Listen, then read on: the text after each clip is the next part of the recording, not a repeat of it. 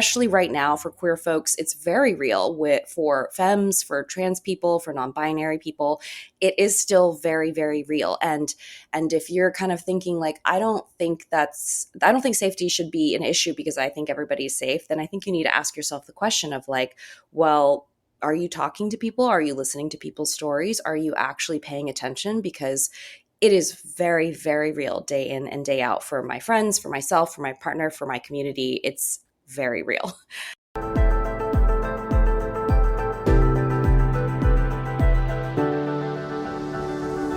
Welcome to the Italian Wine Podcast. I'm Cynthia Chaplin, and this is Voices. Every Wednesday, I will be sharing conversations with international wine industry professionals, discussing issues in diversity, equity, and inclusion through their personal experiences working in the field of wine. If you enjoy the show, please subscribe and rate our show wherever you get your pods. Hello, welcome to Voices. This is your host, Cynthia Chaplin, and today I am so excited to have Ren Peir with me on the show.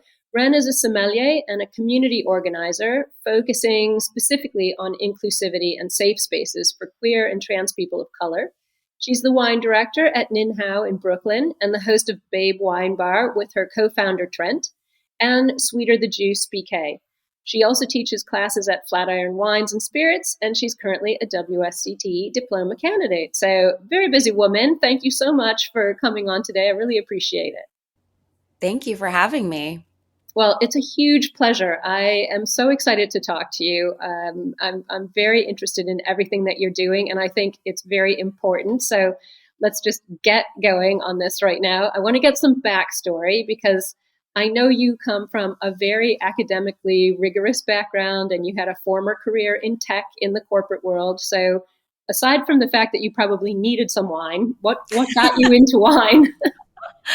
Well, I mean, I think just to start off, wine itself, I think, is probably one of the nerdiest things I've ever encountered. And so in and of itself, there's endless opportunities to learn.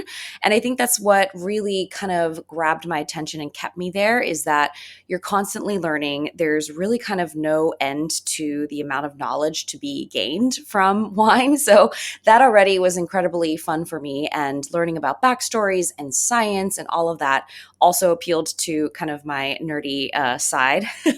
But also, I talk a lot about how for wine, for me, wine was actually a really good access point to kind of a meditative practice. I do suffer from chronic pain. I have an autoimmune disease that is progressive. And so for me, as opposed to just sitting down and kind of attempting to clear my mind of thoughts as one does with meditation, I viewed tasting as meditation. You have to sit with the glass. You have to really pay attention to the color, to the smells, to the way it feels, to the way it kind of, the weight in your mouth, all of those kind of structural components really requires a lot of concentration and allows me to ground myself in my body. And that's really kind of the beauty of wine for me personally. Well, I'm so glad you put that in there because that's part of what I've read about you. I'm a tremendous stalker. I stalk everybody. And I really connected with that. And I don't have chronic pain, but I had some very difficult periods in my life where everything was like a big train wreck coming at me. And it is interesting how you have to stop and think about what you're doing.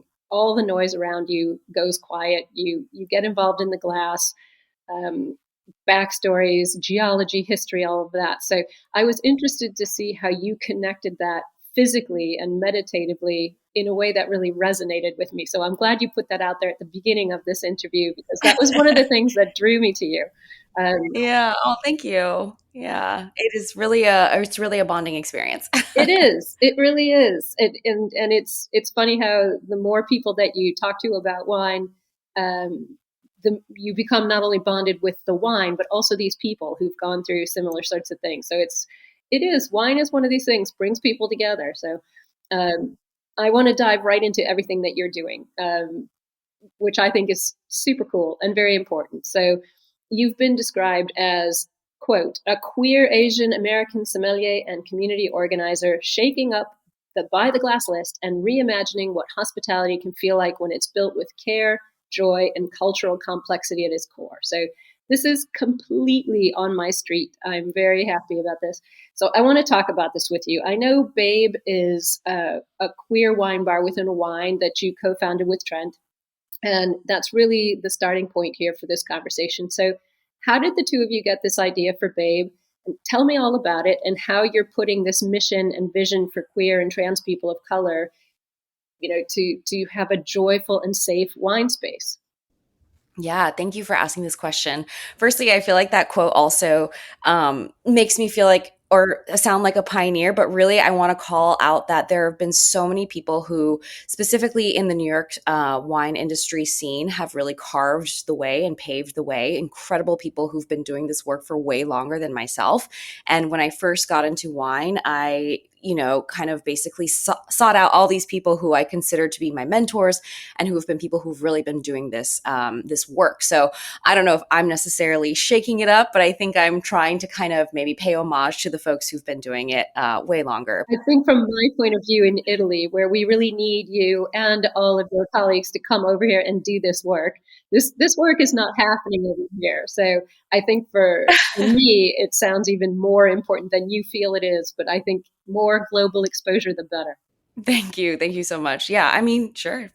We are very much in a New York bubble here, but yeah. So I, connected with Trent, my co-founder, one of the said people who I really admired and has been a wine professional for longer than I have been in the scene. But I basically, I think combining my passion for wine and thinking about queer spaces in New York specifically, I felt like there was a lot of missing community, especially for folks who are above the age of, 30, 40, 50, because in New York, there are a lot of queer spaces and parties and bars that are meant and dedicated to maybe a younger crowd or a crowd of people who, might partake in community in a different way. And so you kind of tend to age out of finding people who are like you when you don't want to be in a, loud club. That's not to say that's not a great scene to be in. So for me, I was like, how do we create actually a slower, more intentional space that is meant for folks who are queer, but also specifically queer people of color? And so that's kind of what Trent and I really connected on was how do we bring these our vision together into a safe space. And so that's kind of how Babe started was really just our shared connection and love of wine and our shared age range and identities. So where did the name Babe come from? I was eye dating with this with a couple friends. And a friend of mine actually was like, talking about her friend, a guy named Babe. That's like literally his birth given name. And then we stopped and we are like, wait, is that the name of the wine bar? And then I also want to pay homage to my friend Alex, who also had a queer dinner party here for years called Babe Town. And so it just so happened that kind of the two overlapped a little bit, and she was moving on from that venture as well. And so she was very kind to sign off and give a seal of approval for the name Babe Wine Bar as well. So kind of came from two different, mainly from just my friend ideating it with me. And then we were like, oh, wait, it also has some meaning in the queer space here in New York. I like that. I like that. I looked everywhere to find where that name came from, and nowhere does it say. So I'm glad to have that answer. It was keeping me awake at night. So, It was somebody's name. well, one of the things you've talked about in the framework with Babe is queering a wine list, and I'd never heard queer used as a verb before. So I was really interested in this. And you said that queering anything in life is about finding alternative ways in and alternative structures for operating. And I think this concept is really important. So can you sort of tease this out for us? How are you highlighting wines and people who might not necessarily feel represented in the wine sector? You've got a lot of diverse cultures on your list. How does this all work together? What's the kind of ethos here? Yeah. I love using queer as a verb, and I think a lot of folks within my community do too, because we view queer almost as a political stance, as a kind of way to think about issues in the world. And really, that comes from the fact that, as a queer community, we've always had to do things differently, whether that's about like creating new family structures because our families have, shunned us, or, whether it's about finding alternative ways to build, have children, raise families, have romantic partnerships, taking care of our community when the medical industrial complex continues to ignore us to this day. And so because of that, I think like it's a concept that can be applied to kind of really any sort of industry or viewpoint or issue or stance. And for me, queering wine is about like highlighting how, what is considered to be the norm might not have to be the norm, right? And so it's about like saying you can have a Burgundy sitting next to a wine from China. You can have, all these different ways of talking about wine also with different types of people and talking about it using different types of language. I think also one thing I noticed as I went through my WSET training was, all of the words and fruits and things for, taste are so Eurocentric. And for me, I get Asian fruits much more easily on the nose when I'm smelling a wine versus Quince or quince or whatever that word is. So it's just kind of like how do we talk about things in different ways and accept all of it as normal rather than also using it as a flashpoint for diversity, because I think naming something as diverse and keeping it in that bucket also kind of denormalizes it as well. Yeah, I really like that. I'm a WSET educator too. I've done all my training, and I'm at the point now where hate's too strong a word, but I object to being forced to use that language. I do everything I can in my outside of teaching life to create and use other language. So I'm adding queering as a verb into my language because again, it invites another community into the conversation, and that is very important. So the other thing I love is that your wine list has a lot of women-led wineries and producers from underrepresented places around the world, like you said, China. You've got this hugely broad perspective about inclusion and taste and identity that is also wrapped up in this concept of language. So, how are you choosing the wines for your list? And why is this aspect of your work so important to you? And I can see where you're going with it, but tell us about it. Yeah, for sure. I think, I want to also just like combat this term of like maybe some folks might think highlighting diverse cultures or diverse perspectives might be you're sacrificing something, right? You're taking something and giving something away. But really it's not about that. And it always comes down to taste. First and foremost, taste, taste, taste. I'm always tasting. And it's I'm not going to choose a wine just because it has a certain story or background or from a certain region. It still has to taste good, still has to blend with the food and pair with the food and all of that. But then it comes to storytelling and representation and how quality, how was the wine made, was it mindfully made, where was it made, what was the soil, how is the soil farmed, and all of these things. And I think having those stories be brought to the forefront is really important, because at the end of the day, like we said before, wine isn't just a bottle of nothing or a bottle of fermented grape juice. There's so much intentionality behind it. So many different people touch that grape before it reaches your glass. So many, goes through so many different processes, and it travels across the globe. And so because of that, like we have to pay attention to who is making the wine and who's being represented on the table. And so, you're never going to get away from that. Yeah, that was kind of the answer I was hoping for, and that's really, it's such a good point. I really love that. So, the other thing I wanted to ask you about is this concept of safe space. So this is really important to me. This is such a legitimate concern right now, in particular, considering the current kind of volatile political climate around the world. So what does safe space mean to you and to your guests? And how are you creating safety? And what would your advice be to other hospitality venues that want to create safe space for guests? Yeah. I think this has actually been a topic that's been very contentious, especially for Trent and myself, as we've talked about Babe Wine Bar being a safe space. I've gotten a lot of pushback from folks asking the question of like, well, isn't it already safe? Like, aren't you safe? Like, we see, queer people are everywhere. And, I know queer folks themselves have said, like, I feel welcome everywhere. And I think that's fabulous and fantastic. I think also you have to really pay attention to, if we're saying this thing, it's something that is real, and something that really touched my heart and Trent's heart as we first started Babe was we started asking folks who are coming to our parties, our events, like, how do you feel? Why does this feel different for you? And a lot of people said, hey, coming to this space means I can be myself. I can wear the things I want to wear. Coming to these spaces mean my girlfriend won't be hit on by, somebody who shouldn't be. Coming to this space means I won't be ignored, or I will be ignored, whatever it is that you want. And so safety to me means, paying attention to intentionality around who's around you, and especially right now for queer folks, it's very real.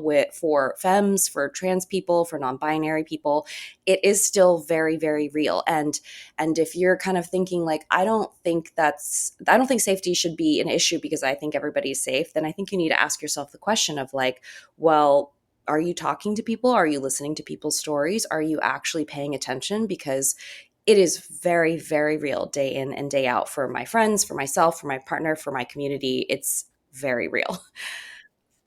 Yeah, absolutely. And in Italy, it's even more real. There's not a lot of safety for anybody who doesn't fit the mainstream. So I I'm so happy to see you doing this work. I'm so glad to hear that it's successful. It's working, and people feel safe when they come to your parties, to your venue. This is a good message. This is a positive message in a time where we have a lot of negativity. So this is part of why I wanted to talk to you today, because it's the end of my day here, and this is cheering me up a lot. So, um, just talking, sort of circling back to what you mentioned before, you've pointed out in the past that there's this idea that wine isn't meant to be politicized, but it really is an interesting vehicle to talk about our value systems. And I think we all recognize, as you said, so much goes into wine, economically, historically, environmentally, personally on a human level.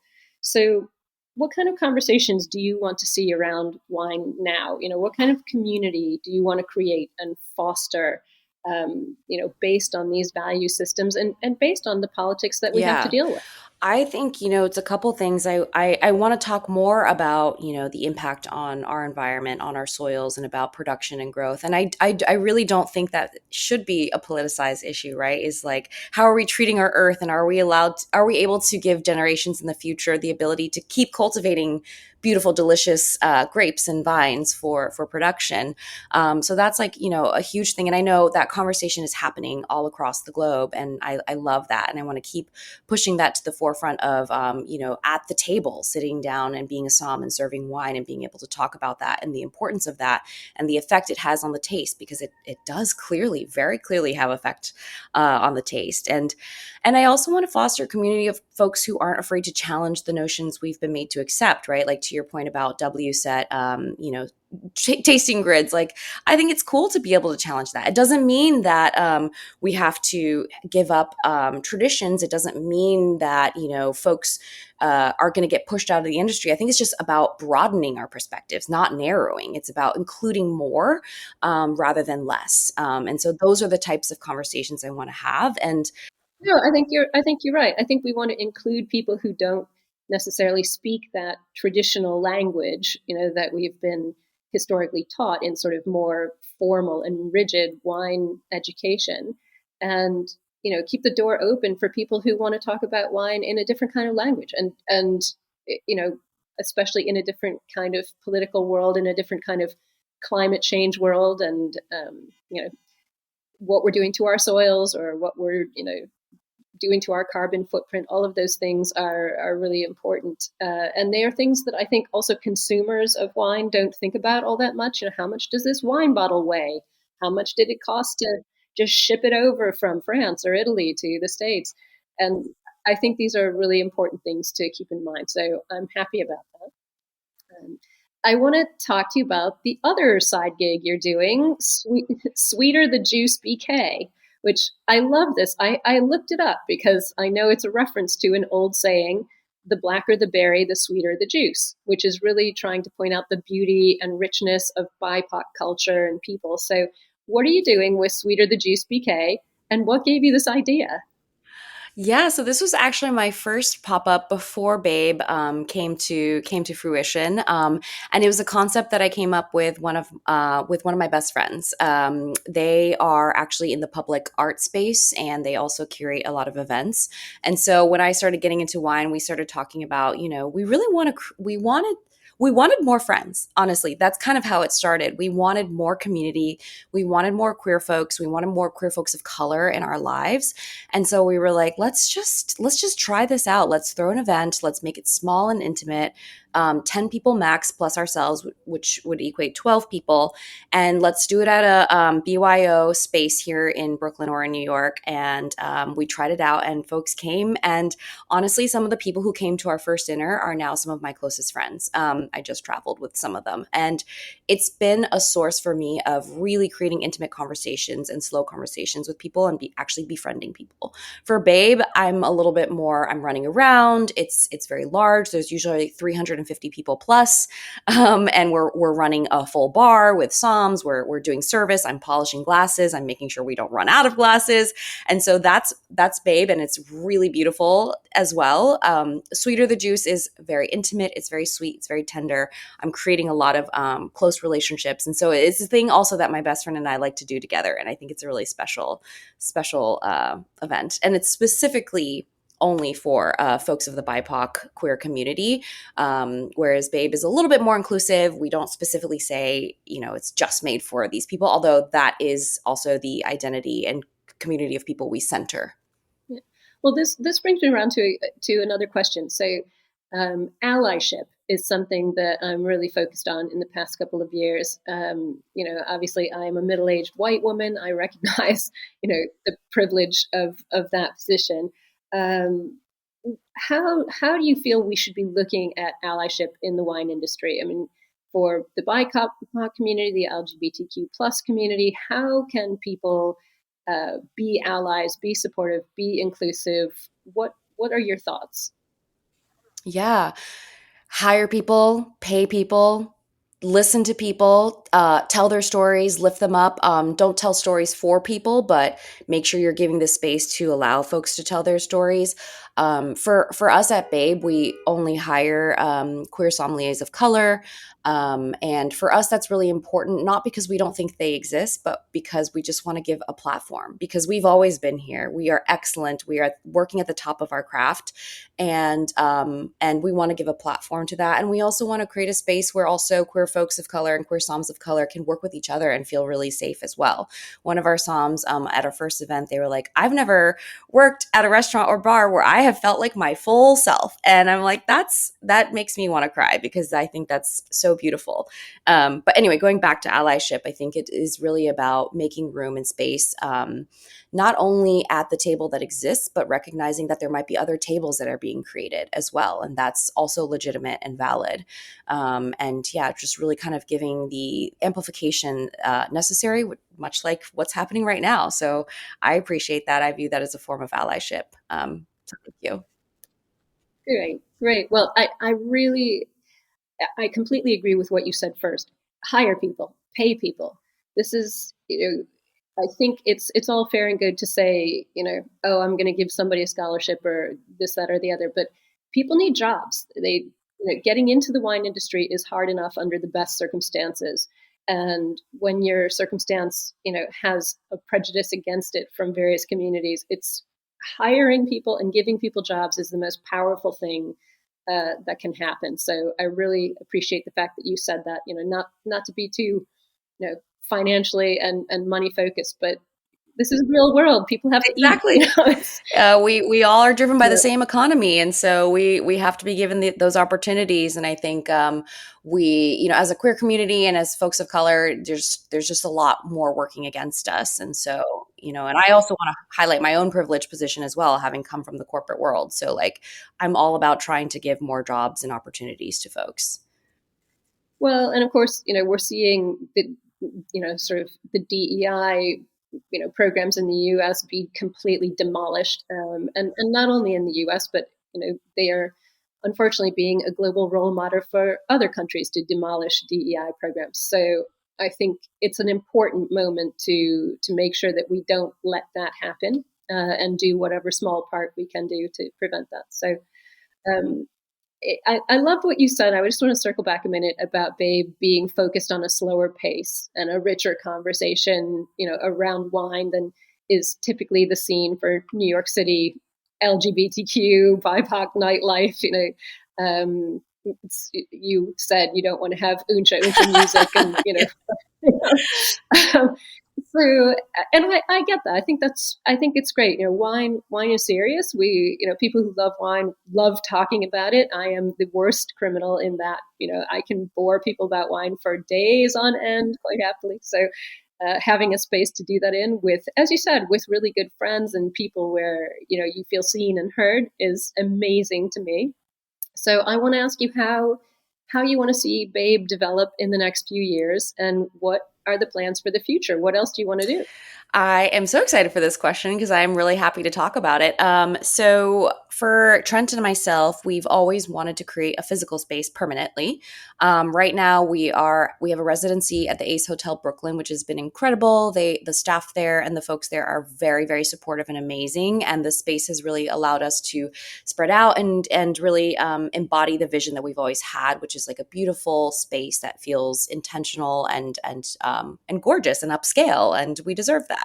And so we want a physical location. We are actually restarting fundraising conversations right now. We're looking for investors. And then to kind of tie back to kind of what we were saying previously, which is in allyship, we've actually encountered a lot of reluctance and questioning, folks questioning like, well, why do you need a space like this? Well, do you even think this would succeed as a business model? And my response is, firstly, we sell out in literally less than a minute. Our website sometimes I think is broken, but it's not. It's because we sold out 350 tickets in a minute. I'm not kidding you. That was our 1 year anniversary party. And so I'm like, the demand is there. We can even count the population of LGBTQ folks who live in Brooklyn, let alone visit and travel to New York.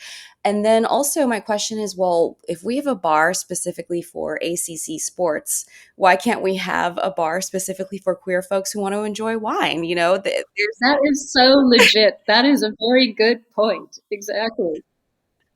there's something for everybody. And so we want a physical space. We need investors.